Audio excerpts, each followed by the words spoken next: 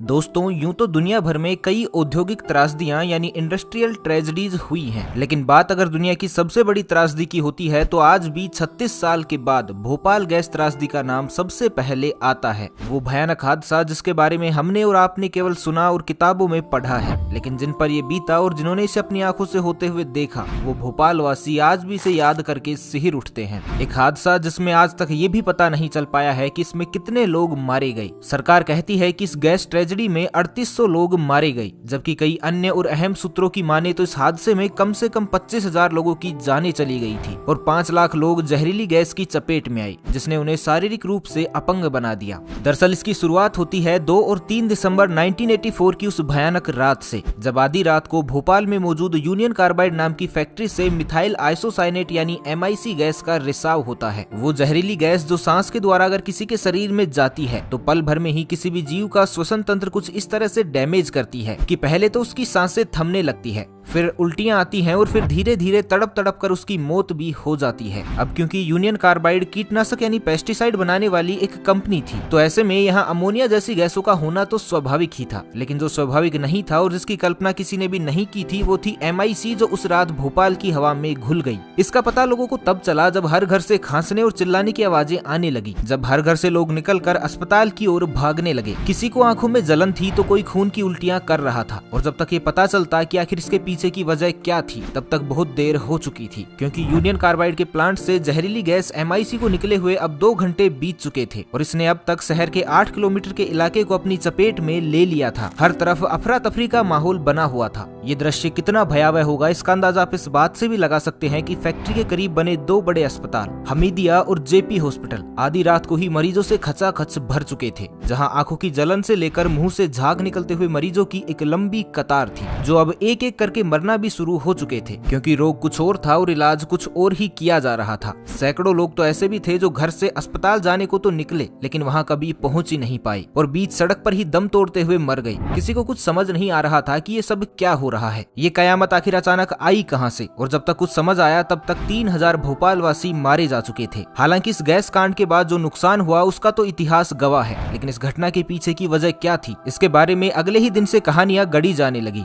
Company से लेकर सरकार तक और सरकार से लेकर आमजन, सभी लोग इसके पीछे की वजह बताने में लग गए। कंपनी के मालिक वोरेन एंडरसन ने तो इसे सीधे तौर पर वर्कर्स की लापरवाही बताया, तो वहीं कुछ लोगों का आज भी ये दावा है कि कंपनी ने कुछ पैसों के लालच के चलते सुरक्षा मानकों से समझौता किया, जिसने हजारों लोगों को मौत के मुंह में धकेल दिया और लाखों की जिंदगियां बर्बाद कर दी। इसी तरह आरोप प्रत्यारोप में कई दिन बीत गए। एंडरसन, जिसे आज भी इस कांड का मुख्य दोषी माना जाता है, उसे गिरफ्तार तो किया गया, लेकिन ये गिरफ्तारी भी किसी खाना पूर्ति से कम नहीं थी, और जो एंडरसन हादसे के समय भारत में ही मौजूद था, इसके कुछ ही दिनों के बाद उसे अमेरिका भगा दिया गया, जो फिर कभी भी वापस लौट कर नहीं आया। लेकिन इसके पीछे का सच क्या था ये जानना अब भी बाकी था, और इसे उजागर किया भोपाल के लोकल जर्नलिस्ट राजकुमार केसवानी ने। वो पत्रकार जो यूनियन कार्बाइड पर पिछले कई सालों से नजरें बनाए हुए था। उन्होंने बताया कि इस हादसे की शुरुआत 1 या 2 दिन नहीं बल्कि 8 साल पहले ही हो चुकी थी। साल 1969 में लगी इस फैक्ट्री का पहला मामला साल 1976 में सामने आ गया था, जब फैक्ट्री के द्वारा हो रहे प्रदूषण और नुकसान का मुद्दा खुद ट्रेड यूनियन ने उठाया था, लेकिन इसका कोई भी फायदा नहीं हुआ और मामले को दबा दिया गया। इसी तरह साल 1982 में 24 वर्कर और एक इंजीनियर इसी जहरीली गैस की चपेट में आकर मारे गए थे, लेकिन इसे भी दबा दिया गया। इस खबर को राजकुमार ने कवर तो किया था, मगर इसका कोई भी फायदा नहीं हुआ, और इसी तरह भयावह गैस कांड से पहले छोटे छोटे हादसे इस फैक्ट्री में लगातार होते रहे। राजकुमार के दाव से ये तो साबित हो गया था कि गलती यूनियन कार्बाइड की ही थी, लेकिन सवाल अब भी यही बना हुआ था कि यूनियन कार्बाइड, जिसके प्लांट उस समय दुनिया भर में लगे हुए थे, और MIC एक ज्वलनशील और खतरनाक गैस है, ये बात भी सभी जानते थे, और तो और भोपाल प्लांट में लगा सेफ्टी सिस्टम भी पूरी तरह से चाक चौबंद था। तो फिर ये हादसा हुआ कैसे? तो जैसे ही एंडरसन ने अमेरिका में बैठकर ये दावा किया कि ये सब कुछ उनके खिलाफ एक साजिश है, तो इस पर भारत में बैठी ट्रेड यूनियन भड़क गई और उन्होंने ये फैसला लिया कि वो एक इंडिपेंडेंट जांच करवाएंगे, जिसके लिए ट्रेड यूनियन ने मशहूर अमेरिकी इन्वेस्टिगेटर माइकल राइट को भारत बुलाना चाहा, ताकि वो सच का पता लगा सके। लेकिन यूनियन ने अभी राइट के बारे में सोचा ही था कि इससे पहले ही ये खबर चारों ओर फैल गई, जिसके बाद अथॉरिटीज ने माइकल राइट को वर्क वीजा देने से साफ इनकार कर दिया, जो कहीं ना कहीं ये इशारा था कि यूनियन कार्बाइड और भारत सरकार दोनों ही ये नहीं चाहते थे कि राइट सच से पर्दा उठाएं। लेकिन कहते हैं ना कि पैसा सब कुछ खरीद सकता है, लेकिन शायद किसी की अंतरात्मा अंतरात्मा को नहीं खरीद सकता, खासकर उसकी जो बिकाऊ ना हो। जैसे माइकल राइट की अंतरात्मा जो बिकाऊ ना होने के साथ साथ बेचैन भी थी, ये जानने के लिए कि आखिर भोपाल में ऐसा क्या हुआ कि एक गैस प्लांट ने हजारों लोगों को मौत के घाट उतार दिया। इसलिए माइकल राइट गुप्त रूप से एक टूरिस्ट बनकर भारत आई और इसकी जांच में लग गई। और जैसे ही माइकल राइट ने भोपाल में कदम रखा तो वहाँ की हालत देखकर उनके होश उड़ गए, क्योंकि जैसा उन्होंने सोचा था भोपाल की हालत उससे कहीं ज्यादा बुरी थी। लेकिन राइट ये भी जानते थे कि उनके पास समय कम है और काम बहुत ज्यादा, इसलिए राइट हर उस वजह को ढूंढने में लग गए जिसके कारण ये भयानक हादसा हुआ था। लेकिन समस्या ये थी कि उन्हें प्लांट में घुसने की इजाजत नहीं थी। लेकिन राइट ने जल्द ही इसका भी उपाय खोज लिया। उन्होंने बिना प्लांट में जाए ही प्लांट की photo, technical operating manuals, workers और उस रात मौजूद स्टाफ के खुफिया इंटरव्यूज और इंडियन इन्वेस्टिगेटर की रिपोर्ट, जिनके अनुसार MIC टैंक में पानी जमा होने की वजह से ये हादसा हुआ था, इन सभी दस्तावेजों को एक साथ इकट्ठा किया। और इनके अध्ययन के बाद वो समझ गए कि 3 दिसंबर की रात को आखिर हुआ क्या था। राइट ने बताया कि हादसे से करीब 3.5 घंटे पहले एक शिफ्ट वर्कर अपनी रूटीन ट्रेनिंग शुरू करता है, जिसमें वो सभी पाइप्स में पानी भरता है ताकि पाइप्स की सफाई हो सके। लेकिन वो ये नहीं जानता था कि उसके द्वारा फेंके गए पानी से पाइप्स की सफाई नहीं हुई थी, बल्कि वो पानी तो जाइंट अंडरग्राउंड स्टोरेज टैंक में जा चुका था, जो खतरनाक गैस MIC से भरा हुआ था। क्योंकि जिस जंपर लाइन के द्वारा पानी टैंक तक पहुंचता था उसे स्लिप ब्लाइंड नाम की एक मेटल प्लेट से अलग किया जाता था, लेकिन उस रात वो प्लेट वहां मौजूद थी ही नहीं। वहीं पानी के जोरदार बहाव के साथ पाइप्स में लगा जंग भी E610 नाम के उस टैंक में चला जाता है, जहां पहले से ही 42 टन MIC गैस मौजूद थी। और जैसे ही लोहा और MIC गैस आपस में मिलते हैं तो इसके अंदर एक ऐसे रिएक्शन की शुरुआत हो जाती है जो अगले 1 घंटे के अंदर ही इस टैंक में गैस का भूचाल पैदा कर देता है, जिसके कारण फिर वो जहरीली गैस उबलकर बाहर की ओर निकलने लगती है। लेकिन फैक्ट्री वर्कर अभी भी इसे एक माइनर लीकेज ही समझते हैं, क्योंकि फैक्ट्री में मौजूद रीडिंग अभी भी यही बता रही थी कि सब कुछ ठीक है।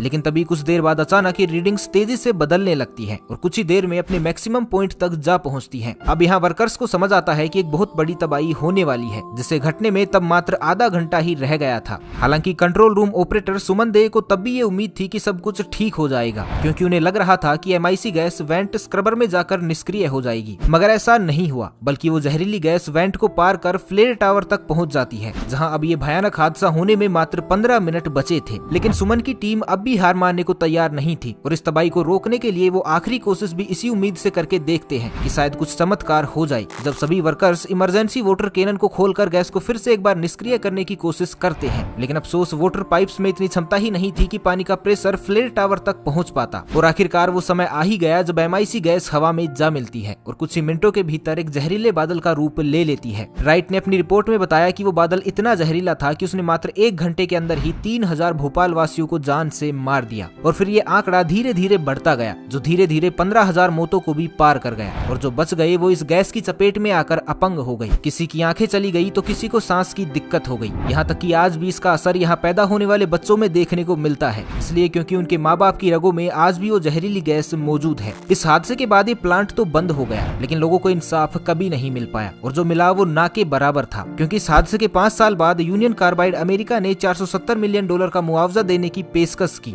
जो करीब $600 प्रति पीड़ित था। आज के समय के अनुसार देखें तो अमेरिका ने एक मरे हुए भारतीय की कीमत 42,000 रुपए लगाई थी, जो कहीं ना कहीं ये साबित करता है कि इस जानलेवा फैक्ट्री ने जीते जी तो इनकी जिंदगी से खेला ही, वहीं इनकी मौत का भी अच्छा खासा मजाक बनाकर रख दिया। क्योंकि केवल पैसा ही नहीं बल्कि इस त्रासदी के दोषी एंडरसन को भी बख्श दिया गया, जिन्हें जिंदगी भर उनके गुनाह की सजा नहीं दी गई। वहीं भारत में मौजूद इस फैक्ट्री के 8 भूतपूर्व मैनेजर्स को जो सजा मिली उसे सुनकर इंसाफ पर आपकी हंसी छूट जाएगी, क्योंकि हजारों बेगुनाहों की जान का गुनाह था और सजा थी 1 लाख रुपए जुर्माना और 2 साल की सजा, जिसके लिए भी उन्हें तुरंत जमानत दे दी गई। तो दोस्तों, आपको क्या लगता है, क्या दोषी वाकई में सजा के हकदार नहीं थे? कमेंट करके हमें जरूर बताइएगा। तो बस आज के लिए इतना ही, बाकी मिलते हैं अगले वीडियो में। तब तक के लिए खुश रहें, मस्त रहें, हंसते रहें। भगवान करे आप सभी का दिन शुभ हो।